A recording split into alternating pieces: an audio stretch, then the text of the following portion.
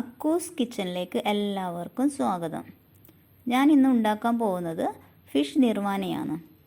തേങ്ങാപ്പാലിൽ മീൻ പൊള്ളിച്ചത്. ഒരുവിധം എല്ലാ മീനിലും ഇത് ഉണ്ടാക്കാം കേട്ടോ. ഞാൻ ഇതിനായിട്ട് എടുത്തിരിക്കുന്നത് ഒരു കറുത്ത ആവോലിയാണ്. അപ്പോൾ ഇൻഗ്രീഡിയൻസ് കാണാം അല്ലേ. ഒരു മീഡിയം സൈസ് കറുത്ത ആവോലി ഇതുപോലെ വരയിട്ട് വെക്കുക.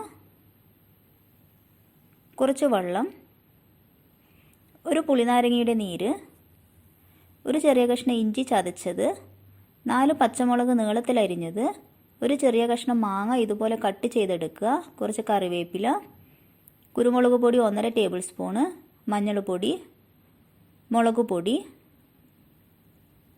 ഉപ്പ്, 1 കപ്പ് തേങ്ങയുടെ 1/4 പാല്, കുറച്ച് വെളിച്ചെണ്ണ. നെക്സ്റ്റ് മീനിൽ 2 ടേബിൾ സ്പൂണ് മുളക് പൊടി,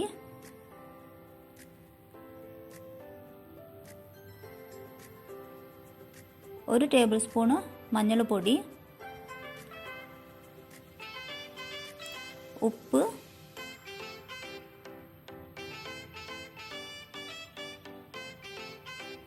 പുളിനാരങ്ങ നീര്,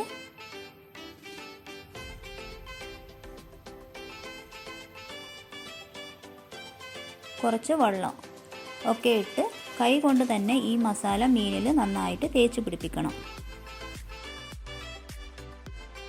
നെക്സ്റ്റ് സ്റ്റൗ ഓൺ ചെയ്ത് ഒരു പാന് വെച്ചിട്ട് അതിൽ കുറച്ച് വെളിച്ചെണ്ണ ഒഴിക്കുക.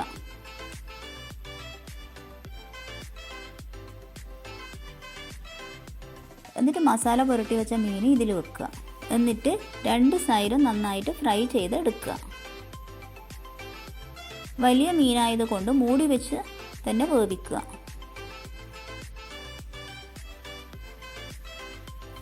ഇപ്പോൾ മീൻ നന്നായി വെന്ത് വന്നിട്ടുണ്ട്. ഇനി ഈ മീനിനെ സ്റ്റൗന്ന് മാറ്റി വെക്കാം. നെക്സ്റ്റ് ഇതുപോലെ കുഴിയുള്ള ഒരു പാനിൽ ഒരു കഷ്ണം വാഴയില ഇതുപോലെ വെച്ച് കൊടുക്കുക. എന്നിട്ട് അതിന് മുകളിൽ കുറച്ച് വെളിച്ചെണ്ണ ഒഴിക്കുക.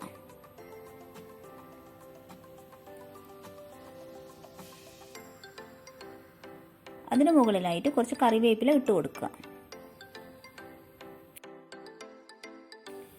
അതിനുശേഷം പൊരിച്ച മീൻ വെച്ച് കൊടുക്കുക.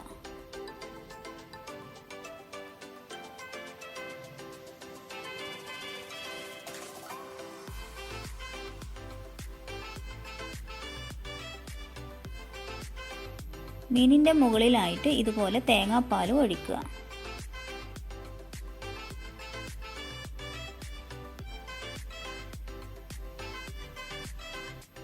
ചതച്ച് വെച്ച ഇഞ്ചി ഇട്ട് കൊടുക്കുക.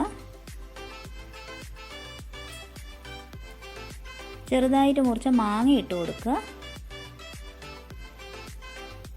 നീളത്തിൽ മുറിച്ച പച്ചമുളക് എല്ലാ സൈഡിലും ആയിട്ട് ഇട്ട് കൊടുക്കുക. പിന്നെ ഞാൻ ആദ്യം കുറച്ച് മാത്രമേ തേങ്ങാപ്പാൽ ഒഴിച്ചിരുന്നുള്ളൂ. ബാക്കി കൂടി ഇതിന് മുകളിലായിട്ട് ഒഴിച്ചു കൊടുക്കുക. മീഡിയം ഫ്ലെയിമിൽ വെച്ച് തന്നെ ഫ്രൈ ചെയ്യണം. തേങ്ങാപ്പാൽ നന്നായിട്ട് തിളച്ച് ചെറുതായിട്ട് കുറുകി വരുമ്പോൾ അതിന് മുകളിലായിട്ട് കുറച്ച് വെളിച്ചെണ്ണ ഒഴിച്ചു കൊടുക്കുക.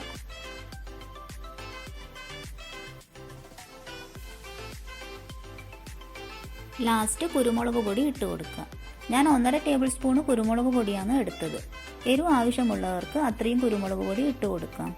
അത് ഓരോരുത്തരുടെയും ഇഷ്ടത്തിനനുസരിച്ച് ചേർക്കാം.